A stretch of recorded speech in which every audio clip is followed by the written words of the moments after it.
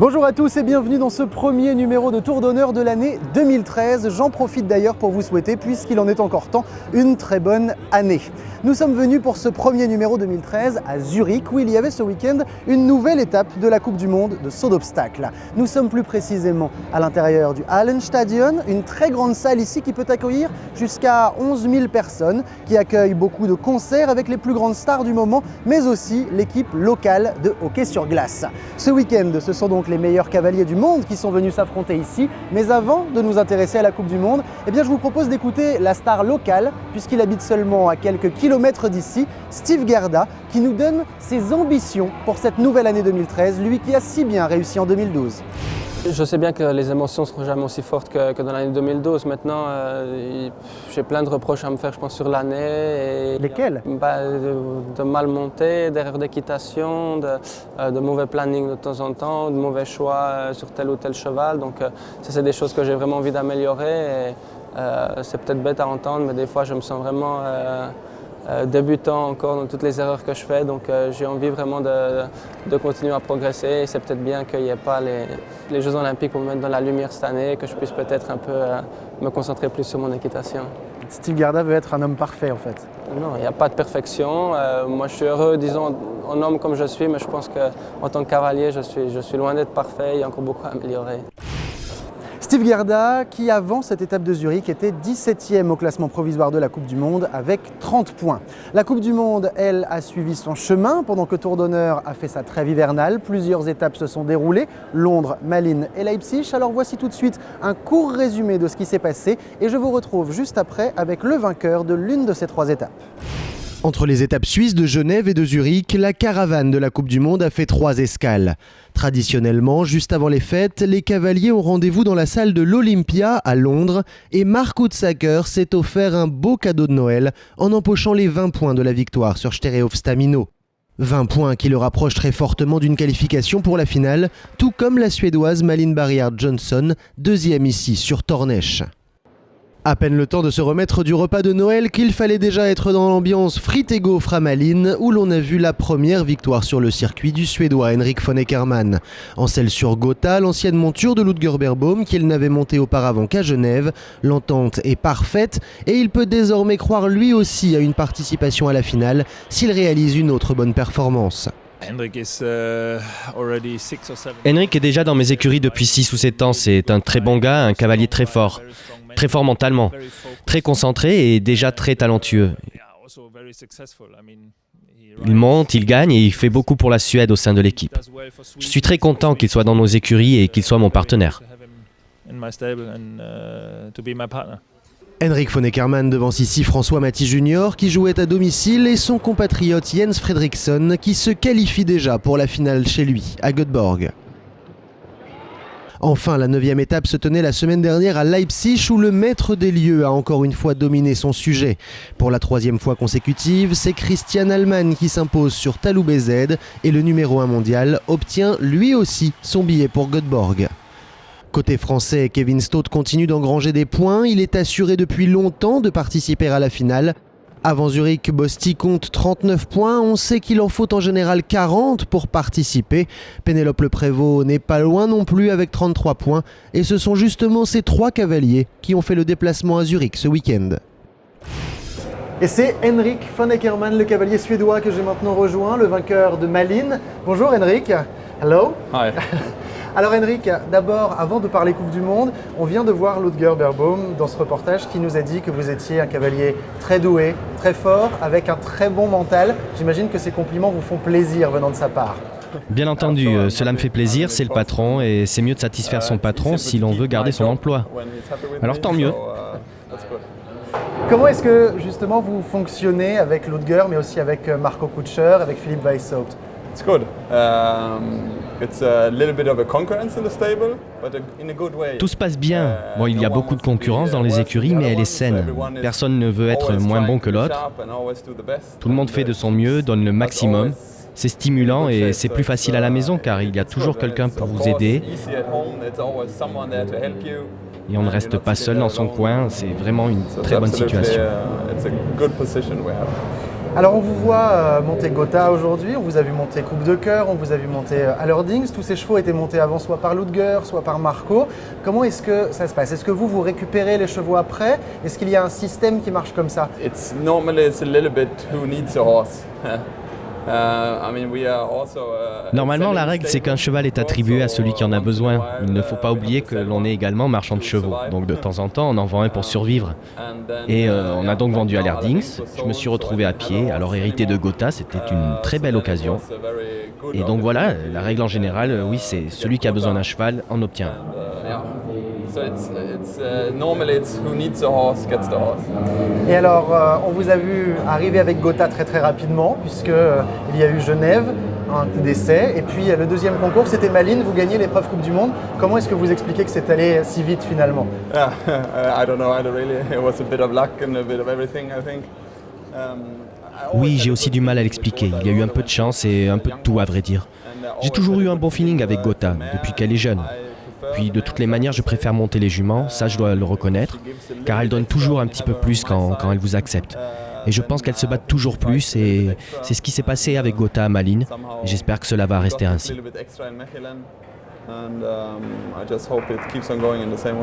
Et c'est Gotha que vous allez monter ici dans le Grand Prix Coupe du Monde à Zurich. Est-ce que justement vous allez tout faire pour tenter de vous qualifier pour cette finale? Vous avez les 20 points de la victoire de Malines, il vous en faut encore. Est-ce que vous avez une stratégie? It's not really strategy. The only strategy is that I need 20 more points. Il n'y a pas vraiment de stratégie. La seule stratégie, c'est que j'ai besoin de 20 points ou plus et je vais vraiment essayer dimanche de gagner les premiers qui me manquent. Et si ça ne se passe pas très bien, j'ai toujours une chance à Bordeaux et puis au pire on verra à Sertogenbosch.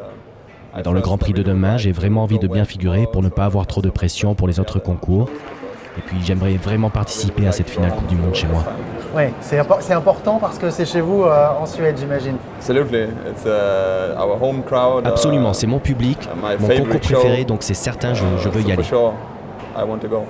Et pour finir, vous êtes, pour beaucoup de gens, beaucoup de journalistes, mais aussi beaucoup de gens qui vous regardent, un peu comme Ludger Beerbaum quand vous montez à cheval. Est-ce que c'est un modèle pour vous? Est-ce que vous vous en inspirez? Il y a une vraie ressemblance entre vous. For sure, it was always a model for me. Oui, c'est certain. Il a toujours été un modèle pour moi. Depuis que je suis enfant, Ludger Beerbaum est l'un des tout meilleurs cavaliers du monde. Alors on monte tous les jours ensemble et puis on a peut-être aussi la même morphologie, on est grands tous les deux. Cela me fait toujours plaisir lorsqu'on me dit cela, parce que si je pouvais monter comme lui, je serais vraiment très heureux. Merci beaucoup, Henrik. On croise les doigts pour le Grand Prix Coupe du Monde de Zurich qui va donc se courir demain, puisque cette interview a été faite avant. Mais tout de suite, on va justement aller voir comment s'est passée cette étape Coupe du Monde ici à Zurich. Devant plus de 11 000 personnes, la tâche est délicate sur la piste de Zurich. Encore une fois, le chef de piste Rolf Lüdi n'a pas lésiné sur les difficultés. Ligne délicate, courbe serrée, étant accordée très court. Sur les 39 couples au départ, seuls 4 réussiront à se qualifier au barrage et parmi eux, aucun Français. Si Pénélope Le Prévost et Kevin Stott sortent tous deux de piste avec 8 points, Roger-Yves Bost, lui, y était presque, mais il y avait un obstacle de trop. Avec Myrtille Paulois, Bosti parvient quand même à entrer dans les points et se voit donc maintenant assuré d'être du voyage à Göteborg en avril. Notre invité voulait bien faire ici pour ne pas avoir trop de pression sur les dernières étapes, et bien c'est maintenant chose faite. Puisque sur Gotha, Henrik von Eckermann est le premier à s'élancer au barrage, mais avec des difficultés dans un virage à droite, impossible de trouver la bonne foulée pour franchir le mur. Alors avec 4 points, ce sera la 4e place de l'épreuve. Ces 3 poursuivants vont en effet faire un sans faute et tous jouent la victoire à tel point qu'une demi-seconde seulement les sépare. Ni Rolf-Göran Bengtsson, 2e, ni Christian Allman, 3e, n'ont cherché à être galants, mais 15 jours après sa victoire à Bâle, c'est encore Luciana Diniz qui s'impose avec Lennox, en ayant pris tous les risques dans ce barrage, profitant également d'une excellente foulée sur le dernier Auxerre. Je n'ai pas de mots maintenant pour ce succès.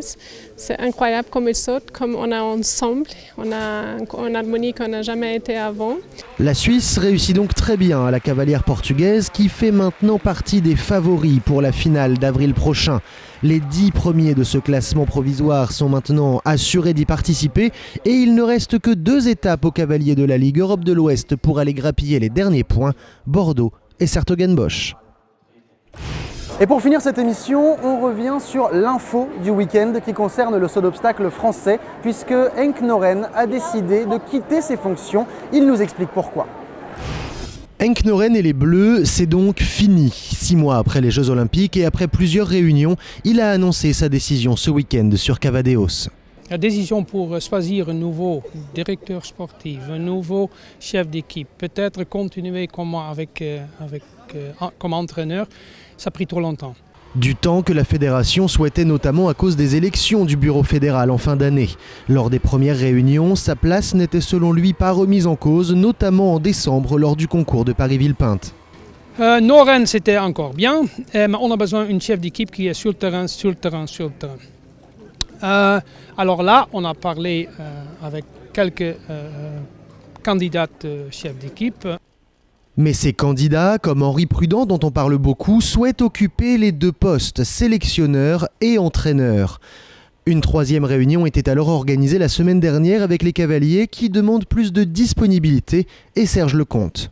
Mon debriefing de ça, c'était vraiment qu'il y a un groupe de 4, mais vraiment le cœur de 4 de notre équipe qui dit ok, on a besoin vraiment d'un chef d'équipe et peut-être on a besoin moins de Noren.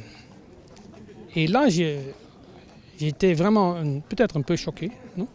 De cœur de l'équipe de France qui ont dit on a presque pas plus besoin de Noren, il ne peut pas vraiment attribuer encore beaucoup sur le terrain avec nous. Et ça, c'était un signal assez clair.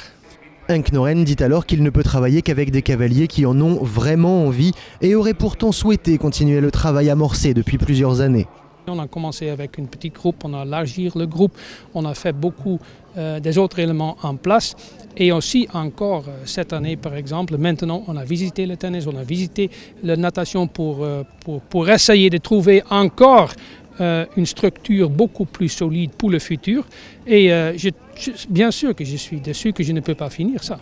Pour lui, comme il l'a vu dans le tennis ou la natation récemment, plusieurs personnes sont nécessaires au bien d'une équipe et les rôles d'entraîneur et de sélectionneur doivent être distincts. Henk Noren précise aujourd'hui que les cavaliers français ont tout pour réussir et avoue avoir été approchés depuis les Jeux Olympiques par d'autres nations. Il n'aurait pour l'instant rien accepté, mais il peut en tout cas se consoler des victoires de Luciana Diniz qu'il entraîne depuis quelques semaines maintenant. Et c'est maintenant la fin de cette émission tournée au Hallenstadion de Zurich. On se retrouve évidemment la semaine prochaine pour un nouveau numéro de Tour d'honneur. Et on ne change pas les bonnes habitudes, on se quitte avec le zapping. Ciao à tous et à la semaine prochaine.